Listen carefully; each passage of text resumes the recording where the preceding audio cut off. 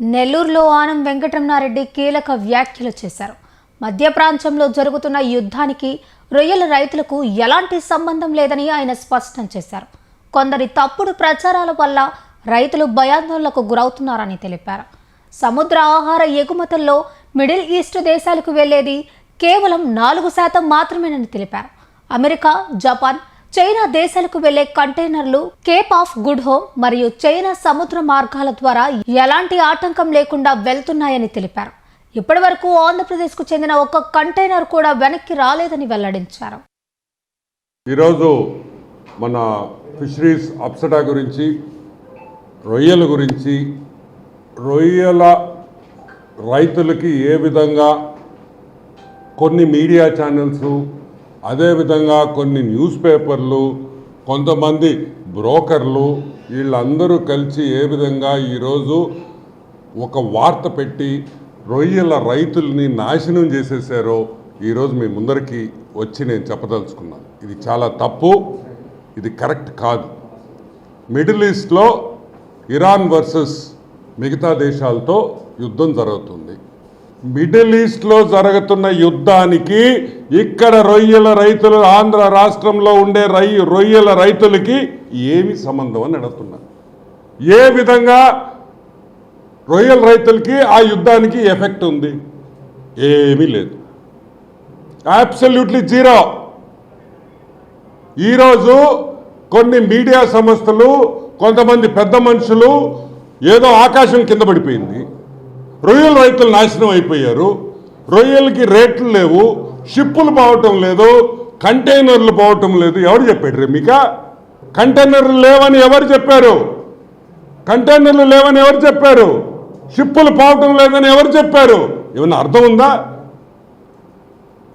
ఎట మాట్లాడతారు మీరు ఇష్టం వచ్చినట్టు? మీకు ఏమన్నా డౌట్లుంటే, మీకు ఏమన్నా అనుమానాలుంటే ఫోన్ చేయండి, చెప్తాం కదా. ఎఫెక్ట్ ఉందా లేదా? రొయ్యల రైతులకి ఎఫెక్ట్ అయితే మేమే చెప్తాం కదా. మీరు ఎత్తేసేయండి, షిప్పులు లేవు, కంటైనర్లు లేవు, ఏ యుద్ధం మేము చెప్తాం కదా. అది మా డ్యూటీ కదా. మా డ్యూటీ కూడా మీరు తీసుకుంటారా? మీరే చెప్పేయండి, రేట్లు కూడా మీరే ఫిక్స్ చేసేసేయండి, అన్నీ మీరే చేసేసేయండి. దేనికి గవర్నమెంట్ ఎందుకు? ఫిషరీస్ డిపార్ట్మెంట్ ఎందుకు? అప్సడా ఎందుకు? ఈరోజు మీరు చేసిన పనుల వల్ల, మీరు ఇచ్చిన ఫాల్స్ ఇన్ఫర్మేషన్ వల్ల, మీరు చేసిన తప్పుడు ప్రచారం వల్ల ఎంతమంది రొయ్యల రైతులు జీవితాలు మీరు నాశనం చేశారో మీకు తెలుసా మీకు? మీరు చెప్పిన మాటలు విని భయపడిపోయి సగానికి సగం మంది రొయ్యలు అమ్మేశారు. మొన్న వేసినారు, ఎంత నష్టపోయారో ఒకసారి ఆలోచించారు. నేను అడిగేది ఒకటే, నేను ఈరోజు ఎందుకు కోపంగా మాట్లాడుతున్నానంటే, మీరు మీడియా కానీ, పేపర్ కానీ, ఎవరైనా కానీ, సోషల్ మీడియా కానీ, మీరు రెస్పాన్సిబుల్గా ఉండాలి. మీరు చేసే వార్త ఒక కుటుంబాన్ని చెడపకూడదు. అది మంచిది కాదు, మీకు మంచిది కాదు. అది ఏ విధంగా మీరు ప్రచారం చేస్తారు అంటే మీరే డిసైడ్ చేసేస్తారా? ఈ కంటైనర్లు లేవు, మీకు ఎవరు చెప్పారో కంటైనర్లు లేవని? షిప్పింగ్ కంపెనీ వాళ్ళు ఏమన్నా మీరు ఫోన్ చేసి చెప్పారా కంటైనర్లు లేవని? ఈ అర్థం లేని వార్తలు. ఈరోజు నేను అడుగుతున్నా, రైతులు తప్పు కూడా ఉంది దీంట్లో. మీకు ఏమన్నా ఇటువంటి అనుమానం వస్తే, అరే షిప్పింగ్ లేదంట, రొయ్యలు అమెరికాకు పోవంట, లేకపోతే చైనాకు పోవంట అని మీకు అనుమానం వస్తే, రైతులు ప్రతి జిల్లా ఆఫీస్లో డిఎఫ్ఓలు ఉన్నారు. వాళ్ళకి ఒక్కసారి ఫోన్ చేసి, డిఎఫ్ఓ గారు ఇట్ అంటున్నారు, ఇది నిజమా కాదా, వాస్తవాన్ని మీరు తెలుసుకోవాల్సిన బాధ్యత మీ మీద ఉందా? లేదు. అప్సడా ఆఫీసు ఫోన్ చేయొచ్చు, విజయవాడ ఆఫీసు ఫోన్ చేయొచ్చు, డిస్ట్రిక్ట్లో ఆఫీసులు, డిస్ట్రిక్ట్ డిఎఫ్ఓలు ఉన్నారు. వాళ్ళ కింద ఒక్కొక్క ఆఫీసులో 20-30 మంది పనిచేస్తున్నారు, మండల లెవెల్లో ఉన్నారు. ఇంతమంది ఉన్నప్పుడు ఏదో ఒక వార్త చూసి భయపడిపోయి మొత్తం హోల్సేల్గా రొయ్యలు పట్టేస్తే ఎంత నష్టం జరుగుతుంది? ఈరోజు కనుక్కోవాలి కదా. కనుక్కోకుండా మీరు ఇష్టం వచ్చినట్టు మీరు చేస్తే అది నిజంగా చాలా బాధాకరం. అసలు ఇంకొకటి తమాషా ఏంటంటే, యుద్ధం జరిగేది మిడిల్ ఈస్ట్లో, మన రొయ్యలు పోయేదానికి యూరోప్కి, అమెరికాకి, చైనాకి ఎక్కువ. అసలు మిడిల్ ఈస్ట్కి మన రొయ్యలు పోవు. అంతా కలిసి ఒక 4% టోటల్ మీద మిడిల్ ఈస్ట్కి పోయేది రొయ్యలు 4 to 5%. మిగతాదంతా Europe, US, China, Australia, middle ఈస్ట్లో యుద్ధానికి అమెరికాకి రొయ్యలు పోయేదానికి ఏందా సంబంధం? ఏమన్నా షిప్పు ఏమన్నా రొయ్యలు నడుచుకుంటా పోతాయి ఇరాన్ మీద? రొయ్యలు నడుచుకుంటా పోతాయి ఇరాన్ మీద అమెరికాకి? తిక్కనా వెళ్ళారు. ఎట్రాస్తారని అడుగుతున్నా నేను. ఎట్రాస్తారు? సూయిజ్ కెనాల్ ఓపెన్ ఉంది. కేప్ ఆఫ్ గుడ్ హోప్ నుంచి, ఆఫ్రికా నుంచి కేప్ ఆఫ్ గుడ్ హోప్లో పోవచ్చు. కాకపోతే యుద్ధం వల్ల జరిగిన చిన్న ఇబ్బంది ఏంటంటే షిప్పింగ్ కంటైనర్స్కి ఇన్సూరెన్స్ పెరిగింది. అది వార్ వల్ల ఒక $1,000, $2,000, $3,000 ఎంతో ఒకటి ఇన్సూరెన్స్ పెరగద్దు, ఎందుకంటే రిస్క్ ఇది ఉంటుంది కాబట్టి. కానీ యుద్ధంకి, మిడిల్ ఈస్ట్లో జరిగే యుద్ధానికి రొయ్యలకి ఎటువంటి సంబంధమే లేదు. అక్కడ యుద్ధం జరిగినా మన రొయ్యలు మేత తింటున్నాయి, మన రొయ్యలు పెరుగుతున్నాయి. ఎందుకు రైతులు కంగారు పడి ఎందుకు తీసేస్తున్నారో నాకు అర్థం కావట్లేదు. ప్లస్ నీకు బాస్టన్ ఇంకొక ఐ థింక్ 14, 15, 16, 17వ తేదీ బాస్టన్ సీ ఫుడ్ ఫెస్టివల్ ఉంది అమెరికాలో.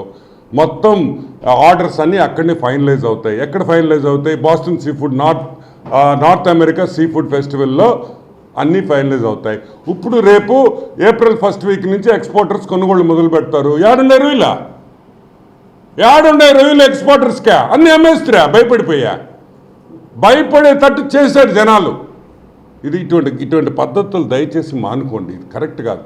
ఏదో ఒక వార్త కోసం, ఏదో పబ్లిసిటీ కోసం, ఏదో సబ్స్క్రైబర్స్ కావాలని, ఏదో వ్యూస్ కావాలని దయచేసి రైతులు జీవితాలను నాశనం చేయొద్దు అని కూడా నేను రిక్వెస్ట్ చేస్తున్నాను. It's not correct. ఎంత కష్టపడి వేసుంటాడు, ఎంత డబ్బులు ఖర్చు పెట్టుంటాడు, ఎంత మేత కొని ఉంటాడు, సీడ్ కొని ఉంటాడు. అన్యాయం అయ్యారు కదా ఈరోజు ఫైనల్గా ఏమవుతుంది? రేపు కొనుగోళ్ళు యుఎస్కి కొనుగోళ్ళు మొదలు కొడితే 50 కౌంట్ 60 కౌంట్ రొయ్యలే లేవు, మొత్తం ఎత్తేసారు. ఇది కరెక్ట్ కాదని కూడా నేను మనవి చేస్తున్నా. రైతులకి ఒకటే చెప్తున్నాం, మీకు ఏదైనా ఇబ్బంది ఉంటే గవర్నమెంట్ నుంచి, ఫిషరీస్ నుంచి 100% మీకు మెసేజ్ వస్తుంది. మీ డిఎఫ్ఓలకి మెసేజ్ వెళ్ళద్ది. ఆ మెసేజ్ మీకు పాస్ చేస్తారు. దయచేసి సంబంధం లేనోళ్ళు, ఏమి తెలియనోళ్ళు వార్తలు కానీ ఏడన్నా అక్కడుండే మీ దగ్గర కొనుగోళ్ళు చేసే బ్రోకర్లు కానీ వాళ్ళ మాటలు నమ్మద్దు అని పదే నేను రిక్వెస్ట్ చేస్తున్నా. ఇంకొక విషయం కూడా, ఇప్పుడు వాస్తవంగా ఈరోజు రొయ్యల ఎక్స్పోర్ట్స్ మంచి క్లైమేట్లో ఉన్నాం మనం, మామూలు క్లైమేట్ కాదు. ఎందుకంటే సిబిడి కానీ బేసిక్ డ్యూటీస్ కానీ అన్నీ చూస్తే మీకు not even 20%, anti dumping duty అన్నీ చూసుకుంటే మనం 20%. మిగతా దేశాలతో ఒకప్పుడు మనది 50 ఉండింది, 40 to 50 ఉంటే మిగతా దేశాలు 20 ఉన్నాయి. ఈరోజు ఆ డ్యూటీ కూడా తగ్గింది. సో మన ఎక్స్పోర్టర్స్కి ఎక్స్పోర్ట్స్ చేసేదానికి వాతావరణం చాలా బాగుంది. రేట్లు బ్యూటిఫుల్గా స్టెబిలైజ్ అవుతాయి, రేట్లు పెరుగుతాయి. ఇంకో విషయం కూడా చెప్తున్నాను నేను మీకు. ఈరోజు చైనా ఎక్స్పోర్ట్స్ మనకు ఆల్మోస్ట్ అరౌండ్ 30% చైనాకి పోతాయి. చైనాకి గల్ఫ్ వార్కి ఏందా సంబంధం? చైనా యాడుంది, మిడిల్ ఈస్ట్ యాడుందా? ఏమైనా అర్థం ఉందా? ఏ విధంగా ఈ విధంగా జనాల్ని ఇది చేస్తే ఏం చేయగలుగుతాను చెప్పు? ముఖ్యమంత్రి గారు పదే చెప్తున్నారు, నేను మా వాళ్ళని ఆదుకుంటాను, రొయ్యల రైతులు మాకు ఇంపార్టెంటు. లోకేష్ బాబు, సిబిఎన్ గారు, మా మంత్రి అచ్చెన్నాయుడు గారు అందరూ చెప్తున్నారు ఈ విధంగా మేము ఆదుకుంటామని. మీరు ఎందుకు భయపడుతున్నారు? భయపడొద్దు అని కూడా నేను చెప్తున్నాను. ఇంకొక విషయం కూడా ఏంటంటే 85%, ఆల్మోస్ట్ 83% ఫార్మర్స్ రిజిస్ట్రేషన్స్ కూడా అయిపోయినాయి, సక్సెస్ఫుల్గా కంప్లీట్ చేసాం. ఇంకొక నాకు తెలిసి అరౌండ్ 16 to 17% రిమైనింగ్ ఉన్నాయి. నేను ఆ 16-17% వాళ్ళకి కూడా నేను ఒకటే చెప్తున్నాను, మీరు ఇమీడియట్గా రిజిస్ట్రేషన్ చేసుకోకపోతే పవర్ డిస్కనెక్ట్ చేయమని ఆ స్టేజ్కి వస్తుంది. దయచేసి వద్దు, మిమ్మల్ని ఇబ్బంది పెట్టాలని అస్సలు ఈ కూటమి ప్రభుత్వంలో రైతులను ఇబ్బంది పెట్టాలనే ఆలోచన కూడా ఉండదు. దయచేసి మీరు రిజిస్టర్ చేసుకోండి. రేట్లు తగ్గించేసాం, రిజిస్ట్రేషన్ ప్రాసెస్ ఈజీ చేసేసాము, అమెండ్మెంట్స్ చేసేసాము. సో ఈజీగా ఇప్పుడు ఇంక లేదు మేము చేయమంటే ఇంకా యాక్షన్ తీసుకోవాల్సి వస్తుంది. అది యాక్షన్ తీసుకోవడం మాకెవ్వరికి కూడా ఇష్టం లేదని కూడా నేను మనవి చేస్తూ ఉన్నాను. ఇంకోటి, షిప్పింగ్ కంటైనర్స్ కాడి నుంచి, రేట్స్ కాడి నుంచి దయచేసి మీరు ప్యానిక్ సెల్లింగ్ చేస్తే ముక్కుముడిగా మీరు అమ్మడం మొదలు పెడితే రేట్లు పడతాయి. ఇప్పుడు రోజు నాకు మార్కెట్లో ఒక 2,000 టన్నులు లేకపోతే ఒక 3,000 టన్నులు కావాలనుకున్నప్పుడు మీరు సడన్గా నాకు 10,000 టన్నులు 20,000 టన్నులు మెటీరియల్ రెడీగా ఉందంటే ఏమవుతుంది? రేట్లు పడతాయి. వద్దు అంటున్నా నేను. ఆ విధంగా పట్టద్దు. మీకు మంచి రేట్లు వస్తాయి. ఎక్స్పోర్ట్ బ్రహ్మాండంగా ఉంది.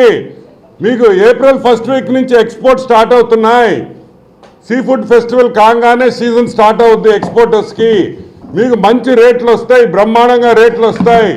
మీరు దయచేసి ప్యానిక్గా రొయ్యలు పట్టొద్దు. వెయిట్ చేయండి. రొయ్యల రైతులకి మంచి రోజులు ఉన్నాయి. ఫిషరీస్ ఈ స్టేట్లో భూమి వస్తుంది అని మళ్ళీ మనవి చేస్తూ మీడియాకు కూడా దయచేసి మీరు ఎప్పుడైనా రిపోర్ట్ ఇచ్చేటప్పుడు ఒక్కసారి మమ్మల్ని సంప్రదించండి. ఏంది ఇది? నిజమా? ఇది కాదా? అవునా? ఇది అబద్ధమా? మేము చెప్తాం కదా. ఎందుకున్నాం ఇడా అంటే మీ పార్టీకి మీరు రాసేసుకొని స్క్రిప్టు మీ పార్టీకి మీరే డిసైడ్ చేసేసి మీ పార్టీకి మీరు న్యూస్ వేసి ఆ న్యూస్ చూసి రైతులు భయపడిపోయి, ఇది మంచి పద్ధతి కాదు. రెస్పాన్సిబుల్ రిపోర్టింగ్ ఉండాలని దయచేసి మిమ్మల్ని అందరినీ మనవి చేస్తున్నాను. ఇది నేను ఎందుకు ఏ రోజు మీ మీద ఇంత హార్ష్గా నేను మాట్లాడలే. ఈరోజు ఎందుకు మాట్లాడుతున్నానంటే ఈరోజు చాలామంది రైతులు మీ వల్ల సఫర్ అయ్యారు. 10 రూపాయలు సంపాదించుకోవాల్సిన రైతులు ఈరోజు తక్కువ రేటుకి అమ్ముకున్నారు. ఆ పాపం మీదే కదా. కాబట్టి దయచేసి be more responsible in your reporting. And Boston seafood festival కాగానే ఈ 2nd వీక్లో ఉంటుంది. 15, 16, 17 ఇమీడియట్గా ఆర్డర్స్ అన్నీ జనరల్గా ఇయర్ వైజ్ ఆర్డర్స్ అన్నీ బాస్టన్ సీ ఫుడ్ ఫెస్టివల్లోనే ఫైనలైజ్ అవుతాయి యుఎస్ మార్కెట్కి అంతా. సో ఆ April 1st week or maybe 10th తర్వాత ఎక్స్పోర్టర్స్ బయింగ్ స్టార్ట్ చేసేస్తారు. సో బ్రహ్మాండంగా రేట్ కూడా ఉంటుందని కూడా మనవి చేస్తూ